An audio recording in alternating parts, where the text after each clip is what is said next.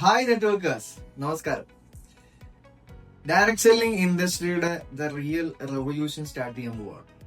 ആ സ്റ്റാർട്ട് ചെയ്യുന്നതിന് തൊട്ട് മുമ്പായിട്ട് നമുക്ക് ആസ് എ ടീം ലീഡർ നമ്മുടെ ടീമിന്റെ ഗ്രോത്തിന് വേണ്ടി, ടീം ബൂസ്റ്റപ്പ് ചെയ്യാൻ വേണ്ടി നമ്മൾ എന്തെല്ലാം ചെയ്യണം, അതിന്റെ ഒരു 5 പോയിന്റ് മാത്രം നമുക്കൊന്ന് ഈ ഒരു വീഡിയോയിലൂടെ ഡിസ്കസ് ചെയ്യാം. First, lead by example.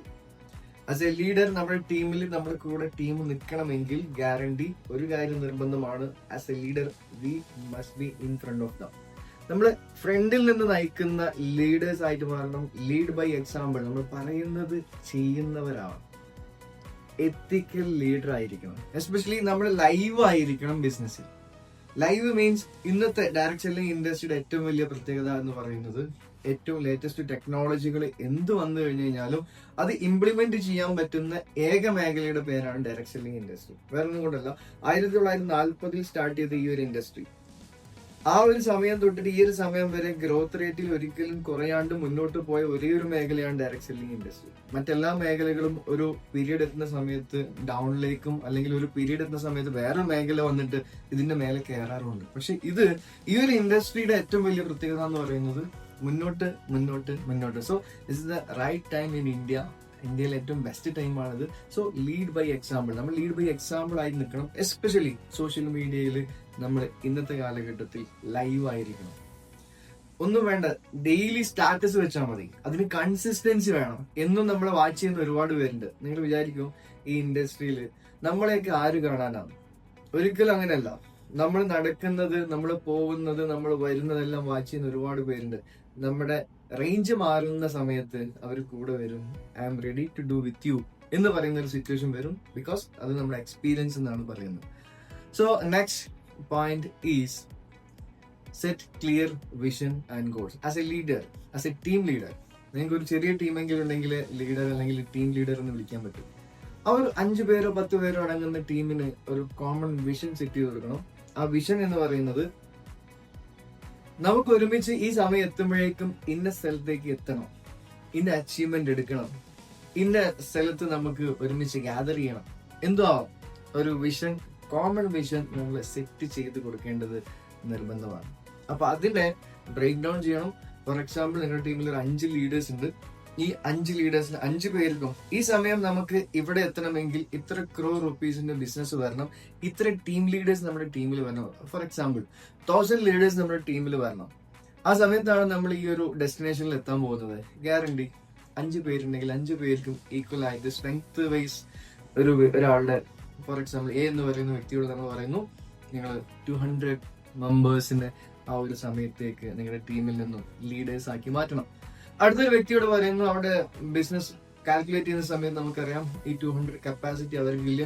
No problem, ഒരു 50 മെമ്പേഴ്സ് നിങ്ങൾ അവിടെ എത്തിച്ചിരിക്കണം. നെക്സ്റ്റ് ഒരു മെമ്പർ സി എന്ന വ്യക്തി, അവിടെ ഒന്നുകൂടി കപ്പാസിറ്റി ഉള്ള ആളാണ്.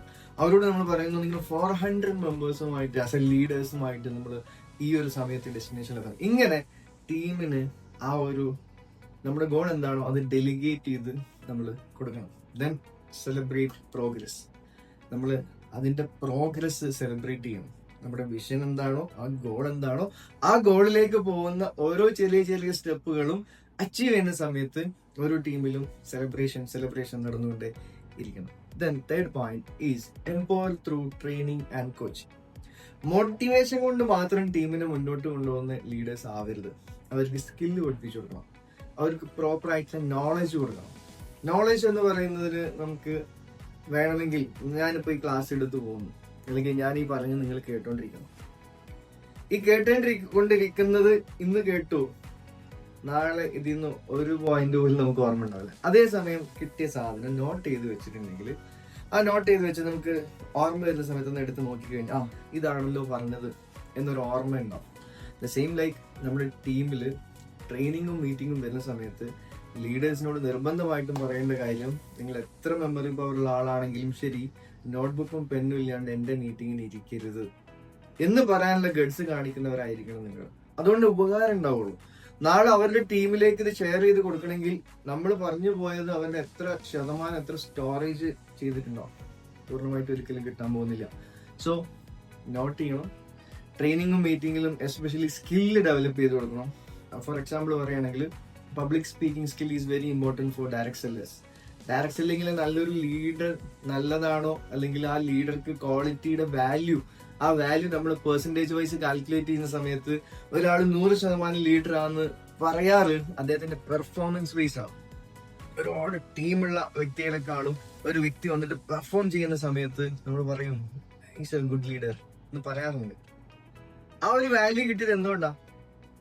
അവിടെ പെർഫോമൻസ്. അപ്പൊ സ്റ്റേജ് ഫിയർ നമ്മൾ മാറ്റി കൊടുക്കണം, പബ്ലിക് സ്പീക്കിങ്ങിന് അവസരങ്ങൾ ക്രിയേറ്റ് ചെയ്ത് കൊടുക്കണം. സോ അത് ട്രെയിനിങ്സിലൂടെ മാത്രമേ നമുക്ക് ചെയ്യാൻ പറ്റുള്ളൂ. ഫോർ എക്സാമ്പിൾ, നമ്മുടെ ടീമിൽ ഒരു പുതിയതായിട്ട് ഒരു വ്യക്തി വന്നു, ആ വ്യക്തി 1 വർഷം കഴിഞ്ഞു, 2 വർഷം കഴിഞ്ഞു, പ്രത്യേകിച്ച് ഒരു മാറ്റം ഇല്ലാന്നുണ്ടെങ്കിൽ നമ്മുടെ ഗ്രോത്തും അയാളുടെ ഗ്രോത്തും താഴോട്ടായിരിക്കും, മുകളിലോട്ടാവാൻ സാധ്യതയില്ല.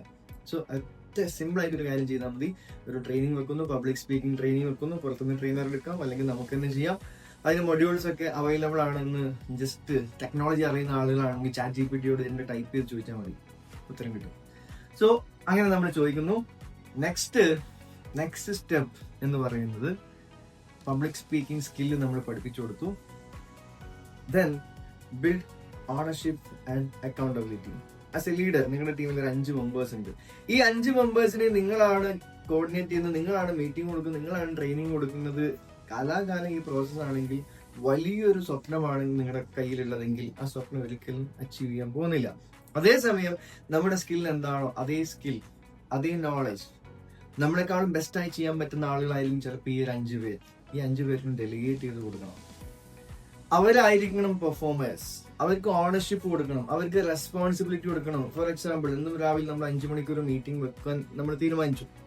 ഒരു 1 മന്തോ 3 മന്തോ നമ്മൾ കണ്ടിന്യൂ ചെയ്തു. അടുത്തൊരു സ്റ്റെപ്പ് നമ്മൾ ചെയ്യേണ്ടത്, നമ്മുടെ ഈ വരുന്ന 5 ലീഡേഴ്സ് ആണെങ്കിൽ ഈ 5 ലീഡേഴ്സിനെ സെപ്പറേറ്റ് വിളിച്ചിട്ട് പറയാം, ഇനി മുതൽ നിങ്ങളാണ് ഇത് ചെയ്യേണ്ടത്. എന്നാൽ മാത്രമേ ഇത് ഡ്യൂപ്ലിക്കബിൾ ആവൂ. Direct selling is A duplication business. So 5 മെമ്പേഴ്സും അത് ഏറ്റെടുത്ത് കഴിഞ്ഞാൽ നിങ്ങൾ ടോട്ടലി ഫ്രീ ആണ്. 6ാമത്തെ മെമ്പറിലേക്ക് നിങ്ങൾക്ക് വേണമെങ്കിൽ പോവാം, അല്ലെങ്കിൽ ഇവരെ മോണിറ്റർ ചെയ്ത് പോവാം, ആസ് യു ലൈക്ക്, നിങ്ങളുടെ ഇഷ്ടം പോലെ. അങ്ങനെ ചെയ്ത് കൊണ്ടുപോയി കഴിഞ്ഞ് കഴിഞ്ഞാൽ ഈ 5 പേർക്കും റെസ്പോൺസിബിലിറ്റി വരും. ഓട്ടോമാറ്റിക്കലി നാളുകളിൽ നാളെ 5 പേർക്ക് ഇത് സ്പ്ലിറ്റ് ചെയ്താൽ നിങ്ങൾ അറിയാണ്ട് 25 മീറ്റിംഗ് ഒരു ദിവസം നടക്കുന്ന സിറ്റുവേഷനിലേക്ക് മാറും. പോക്കറ്റ്സിന്റെ എണ്ണം കൂട്ടാം. പണ്ടൊക്കെ പോക്കറ്റ്സിന്റെ എണ്ണം കൂട്ടിയിരുന്നത് ഓരോ ഏരിയ വൈസ് BOPകളും ട്രെയിനിങ് സെന്റേഴ്സും ആയിരുന്നെങ്കിൽ ഇന്ന് BOPകളൊക്കെ നമുക്ക് സൂമിലേക്കോ അല്ലെങ്കിൽ ഓൺലൈൻ മീറ്റിംഗിലേക്കോ കൊണ്ടുവരാൻ പറ്റുന്നുണ്ട്. സോ ഇവിടെ നമ്മൾ പോക്കറ്റുകളുടെ എണ്ണം കൂട്ടുക. So next point is encourage collaboration, not competition. Encourage with collaboration. നമ്മൾ ടീമിനെ കൊളാബ് ചെയ്യും. ഫോർ എക്സാമ്പിൾ, ഈ 5 ടീമിനെയും നമുക്ക് കൊളാബ് ചെയ്തിട്ട് മീറ്റിംഗ്സ് വെക്കാം. അതേസമയം അവിടെ ഒരു കോമ്പറ്റീഷൻ എന്ന് പറഞ്ഞു കഴിഞ്ഞാൽ അവിടെ ഒരു വാശിയിലെ കോമ്പറ്റീഷൻ, ഹെൽത്തി കോമ്പറ്റീഷൻ ആവാം. അതിലപ്പുറത്തേക്ക് ഈഗോ വരാൻ പാടില്ല. അപ്പൊ അതിനാണ് എപ്പോഴും ടീമിനെ സ്പ്ലിറ്റ് ചെയ്ത് നമ്മൾ ഓരോ ലീഡേഴ്സും ചെയ്യാറുള്ളത്. ബട്ട് കൊളാബറേഷൻ ചെയ്യാൻ പറ്റും, കാരണം പലരും പല ഡിഫറെന്റ് കാറ്റഗറിയിൽ നിന്ന് വരുന്നവരാണ്. ഈ 5 വിരലുകൾ കൊണ്ട് പറഞ്ഞ പോലെ 5ഉം ഡിഫറെന്റ് ആണ്. ദ സെയിം ലൈക്ക് എല്ലാവരും ഡിഫറെന്റ് പേഴ്സണാലിറ്റിയാണ്. ചിലപ്പോൾ ഒരാൾ വിചാരിച്ചാൽ നമ്മൾ ടോട്ടൽ ടീമിനെ നെഗറ്റീവ് ആക്കാൻ പറ്റും, ഒരാൾ വിചാരിച്ചാൽ ടോട്ടൽ ടീമിനെ പോസിറ്റീവ് ആക്കാനും പറ്റും. സോ അപ്പൊ അതുകൊണ്ട് കൊളാബറേഷൻ ചെയ്യാൻ ഒരിക്കലും മറ്റുള്ളവർ വെറുപ്പിക്കാത്ത രീതിയിൽ, എസ്പെഷ്യലി ഒരു കോമ്പറ്റീഷൻ മോഡിലേക്ക് വരുന്ന സമയത്ത് നമുക്ക് ടീം വൈസ് കോമ്പറ്റീഷൻ വെക്കാം. പക്ഷേ അവിടെ എന്ത് പാടില്ല, ഹെൽത്തി കോമ്പറ്റീഷൻ ആവണം, ഒരു എനിമി കോമ്പറ്റീഷൻ ആകാൻ പാടില്ല. So that is our 5 main point.